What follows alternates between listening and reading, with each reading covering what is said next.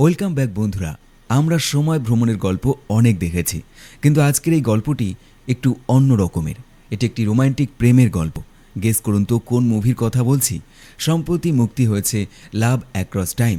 এটির IMDb rating 7.1/10। এই গল্পের নায়িকা কাজ করে একটি ব্যাংকে।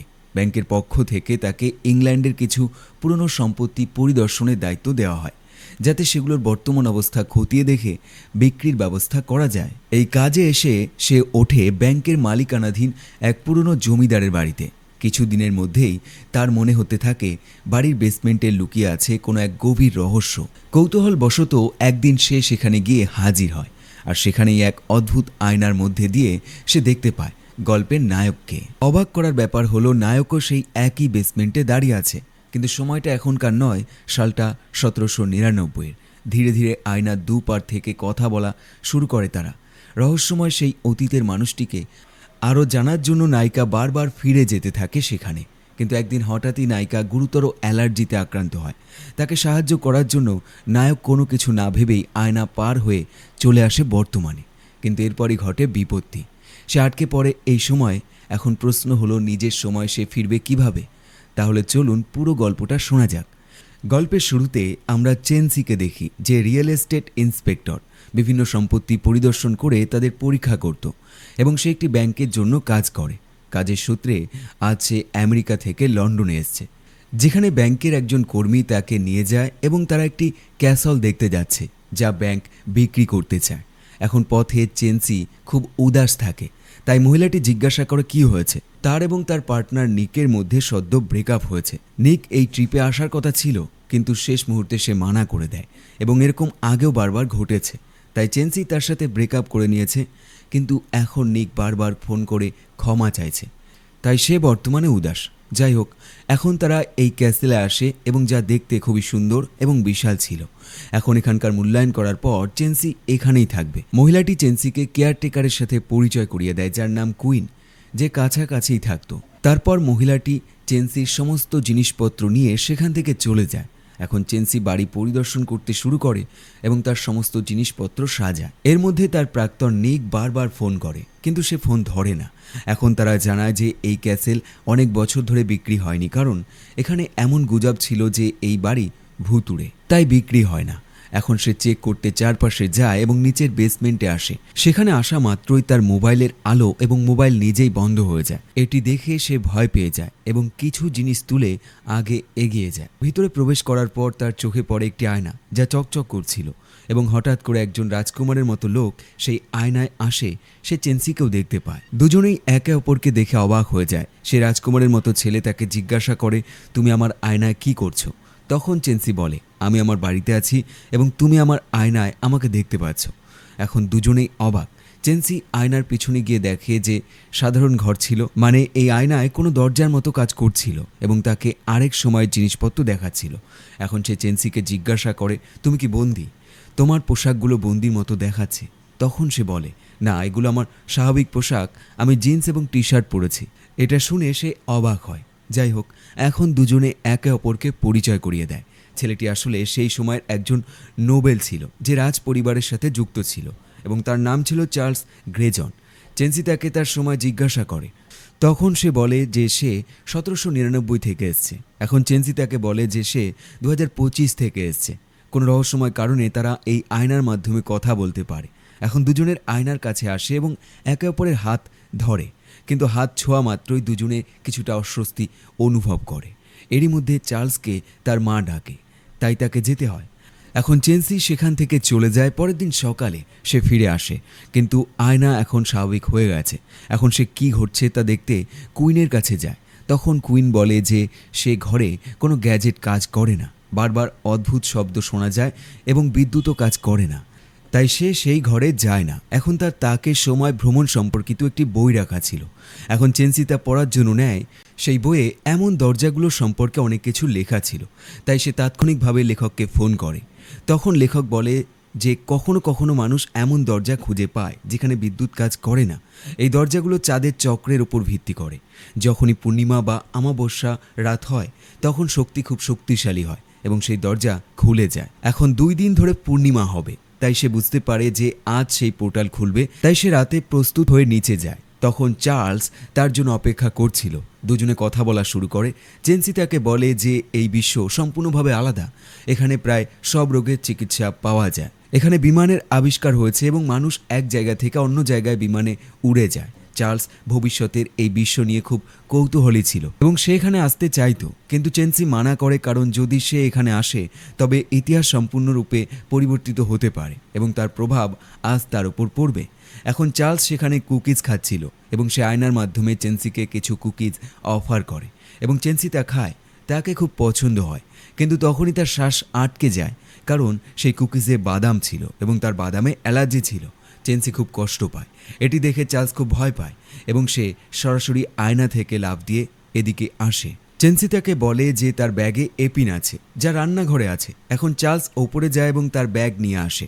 এখন চেন্সি কোনোভাবে এপিন বের করে নিজের গায়ে লাগায়, যার ফলে তার অ্যালার্জির প্রতিক্রিয়া কমে যায় এবং সে কিছুটা ভালো হয়। কিন্তু এখনও সে দুর্বল অবস্থায় ছিল, তাই চার্লস সেখানেই থেকে যায় এবং দেখতে দেখতে দুজনেই ঘুমিয়ে পড়ে। এর পরের দিন যখন আসে তখন চেন্সি সম্পূর্ণ ভালো ছিল, কিন্তু দুজনে দেখে যে আয়নার দরজা এখনও বন্ধ হয়ে গেছে। এখন আজ থেকে 15 দিন পর এই আয়নার দরজা খুলবে। তখন চার্লস এই বিশ্বে এসে খুব উত্তেজিত হয়, সেখানকার বিশ্ব দেখতে চায়। এখন চার্লস এখানে থাকা শুরু করে। সে তার সম্পর্কে, তার জীবনের সম্পর্কে, অতীতের সম্পর্কে অনেক কিছু বলে এবং ধীরে ধীরে দুজনে একে অপরকে পছন্দ করতেও শুরু করে। চার্লস তখনকার সময় একজন বড় ব্যক্তিত্ব ছিল, তাই একদিন চেন্সি তার সম্পর্কে উইকিপিডিয়াতে পড়ে এবং সে জানতে পারে যে তার সময়ে কয়েক সপ্তাহ পর আগুন লাগার কারণে চার্লসের মৃত্যু হবে। এটা শুনে তার খুব বড় শক লাগে। বাড়ির পিছনে তার স্মৃতিস্তম্ভ ছিল এবং এটা দেখে তার সম্পূর্ণ হৃদয় ভেঙে যায়। এখন সে সিদ্ধান্ত নেয় সে চার্লসকে এই কথা সে বলবে না। এখন পরের দিন চেন্সি কোনো কাজে বাইরে যেতে বাধ্য হয় এবং তখন ব্যাংকের মহিলাটি একজন ক্রেতাকে বাড়ি দেখানোর জন্য নিয়ে আসে। এখন চার্লস বাড়িতেই থাকে এবং সে কোনোভাবে লুকিয়ে যায়, কিন্তু পালাতে গিয়ে সে কুইনের সাথে ধাক্কা খায়। এখন কুইন জানতো যে চেন্সি তার বন্ধুকে এখানে লুকিয়ে রাখছে, তাই সে চার্লসকে নিজের বাড়িতে নিয়ে আসে। দুজনে কথা বলা শুরু করে। তারপর দুজনে শহরে গিয়ে লাঞ্চ করে। চার্লস প্রথমবার বার্গার খেয়ে খুব খুশি হয় এবং তাকে এই বিশ্ব ধীরে ধীরে পছন্দ করতে শুরু করে। চেন্সি বাড়ি ফিরে আসে, তখন ক্রেতার ফোন আসে যে সে এই ব্যবসাটি নিতে চায় এবং পরের সপ্তাহে সে কাগজপত্র সই করার জন্য পাঠাবে। এটা শুনে চেন্সি বিপাকে পড়ে যায়, কারণ এখন সে চার্লসকে ভালোবাসতে শুরু করেছে এবং এই আয়নায় এবং এই জায়গা ছাড়া তার কখনো একে অপরের সাথে আবার দেখা করতে পারবে না। এখন চার্লস সেই ক্রেতার কথা শুনে নেয়। সে এই বাড়ি ভাঙতে চায়। এই কথা সে চেন্সিকে বলে। সে তার বাড়ি ভাঙা হতে দেখতে পারে না এবং চেন্সির সাহায্য চায়। এখন পরের দিন দুজনে প্রথমে শপিং সেন্টারে যায়, যেখানে চেন্সি তার জন্য নতুন নতুন পোশাক কেনে।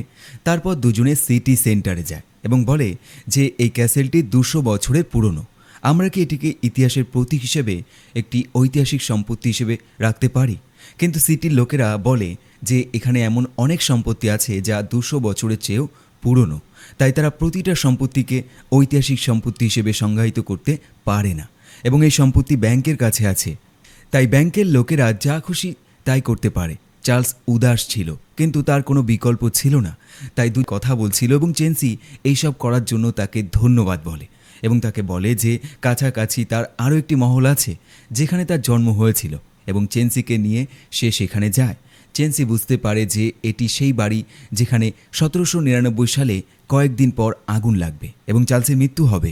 এখন সে শেষ পর্যন্ত তাকে এই কথা বলে দেয় এবং তার স্মৃতিস্তম্ভও দেখায়, কিন্তু এটি দেখে চার্লস খুব অবাক হয়। সে বলে, আমার মনে হয় না আমি মরতে যাচ্ছি, দেখো আমি এখনও বেঁচে আছি।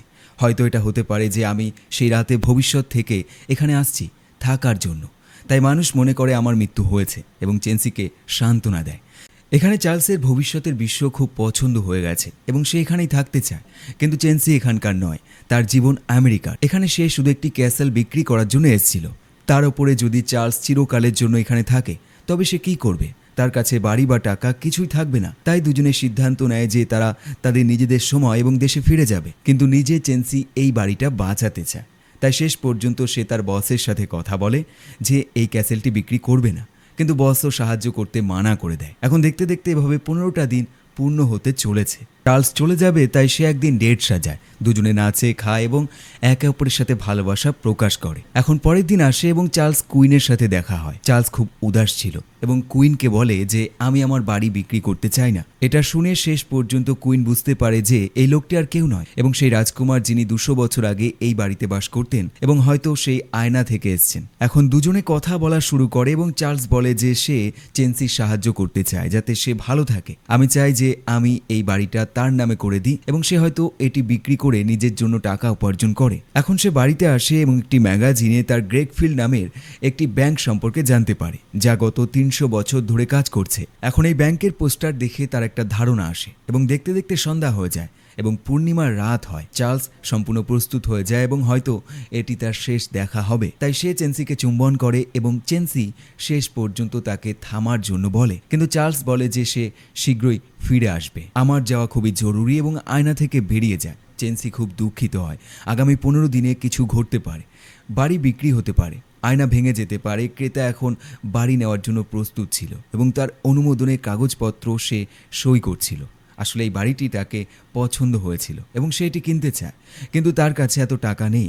তখন হঠাৎ করে দরজায় কড়া নাড়া হয়। একজন বয়স্ক লোক সেখানে আসে। তিনি বলেন যে তিনি গ্রেগফিল্ড নামের ব্যাংকের কর্মচারী। এটি সেই ব্যাংক যা চার্লস সেই ম্যাগাজিনে পড়েছিল। তিনি বলেন 1999 সালে চার্লস আমাদের ব্যাংকে এসেছিল এবং তিনি তোমার নামে একটি চিঠি রেখেছিলেন। তিনি চেন্সিকে সেই চিঠি দেন যেখানে চার্লস লিখেছিলেন যে তিনি চেন্সিকে একটি ভালো জীবন দিতে চান এবং তার জন্য তিনি একটি ছোট টাকা রেখেছেন। এই টাকা থেকে সে এই বাড়িটি কিনতে পারে বা মেরামত করে বিক্রি করতে পারে। সিদ্ধান্ত তারই। আমি শীঘ্রই ফিরে আসতে চাই। তারপর সেই ব্যাংকের লোক চেন্সিকে বলে যে 1999 সালে চার্লস তোমার নামে একটি অ্যাকাউন্ট খুলেছিল এবং সেখানে 1000 পাউন্ড ব্যাংকে জমা রেখেছিল। তিনি আমাদের নির্দিষ্ট নির্দেশ দিয়েছিলেন যে এই টাকা বিভিন্ন জায়গায় বিনিয়োগ করতে এবং আজকের দিনে আপনাকে এই টাকা ফেরত দেওয়ার আদেশ দিয়েছিলেন। এখন সেই ব্যাংকের লোক অবাক হয় যে 220 বছর আগের মানুষ কিভাবে জানলো যে এই মেয়েটি এই সময় এখানে থাকবে এবং সে সম্পর্কে জিজ্ঞাসা করে, কিন্তু চেন্সি বলে আমারও জানা নেই। এরপর সে আরও বলে 220 বছর ধরে আমরা এই তহবিলে বিনিয়োগ করছি এবং আজ এর মূল্য $300 মিলিয়ন এবং এই সমস্ত টাকা চেন্সির।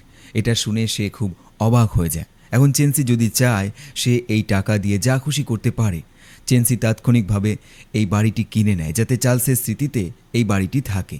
এখন দেখতে দেখতে 15 দিন পূর্ণ হয় এবং আয়নার দরজা খুলে যায়, কিন্তু চার্লস ফিরে আসে না। চেন্সি খুব বিপাকে পড়ে যায় এবং রাতে ঘুমোতে চলে যায়। পরের দিন সকালে বাড়িতে হঠাৎ করে কেউ ঢুকে আসে। সে তাকে মারতে যায়, কিন্তু তখন দেখে যে এ আর কেউ নয়, স্বয়ং চার্লস। এখন চেন্সি বলে যে সে খুব বিপাকে পড়েছিল, তার মনে হয়েছিল তুমি সেই আগুনে মরে গেছো। তখন চার্লস বলে না, আমাদের সময় লন্ডনে যেতে 1 সপ্তাহ লাগে এবং আমি সেখানে গিয়ে এখন মাত্র তোমার নামে অ্যাকাউন্ট খুলে এসেছি যাতে তুমি সেই টাকা পেয়ে যাও। তখন চেন্সি বলে হ্যাঁ, আমি সেই টাকা পেয়ে গেছি এবং আমি এই বাড়িটি কিনে নিয়েছি। এখন আমরা দুজনে একসাথে থাকতে পারি এবং এরই সাথে এই মুভিটি শেষ হয়ে যায়। বন্ধুরা, কমেন্ট করে অবশ্যই জানাতে পারেন আপনার মতামত, গল্পটি কেমন লাগলো এবং চ্যানেলে নতুন হলে অবশ্যই সাবস্ক্রাইব করবেন। ধন্যবাদ।